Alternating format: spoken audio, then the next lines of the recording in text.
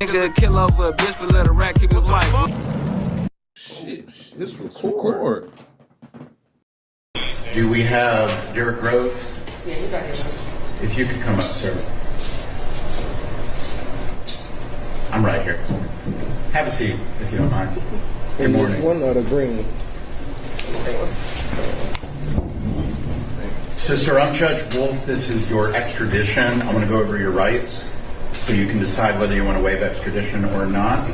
You're wanted out of the state of Louisiana for aggravated escape. I'm going to explain to you first what happens if you decide to have an extradition hearing, then what will happen if you decide not to have one. So you have the right to an extradition hearing if you choose. You have the right to hire an attorney to prepare for and conduct that hearing. If that's your choice, I will postpone the hearing for a reasonable time, 60 to 90 days, for you to obtain counsel. The law does not give you the right to a public defender or appointed attorney for purposes of extradition. If you choose to have the hearing, I will reset your case 60 to 90 days to allow your attorney to prepare for the hearing. At the hearing, there will be three issues.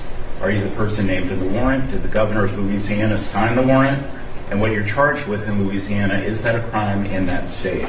I cannot consider your guilt, innocence, the merits of the case, or evidence connected with the underlying case. If after the hearing I determine that the requesting state, Louisiana, has met its burden of showing those three things, then they would have approximately 15 business days to pick you up. If they don't, then you'd be brought back before me and I would consider releasing you. If after the hearing I were to find that Louisiana failed to prove those three things, then you would be released. You also have the right to waive or not have that extradition hearing if you choose. If you waive your hearing, then Louisiana has approximately 15 business days from today to come get you. If they don't, then you'd be brought back before me and I would consider releasing you. However, you may be held up to 30 days before being released. Regardless whether you're released in Georgia, you are subject to arrest again at any time as long as this Louisiana warrant remains active. So even if you are released, you may wish to consider returning to Louisiana to have the matter resolved.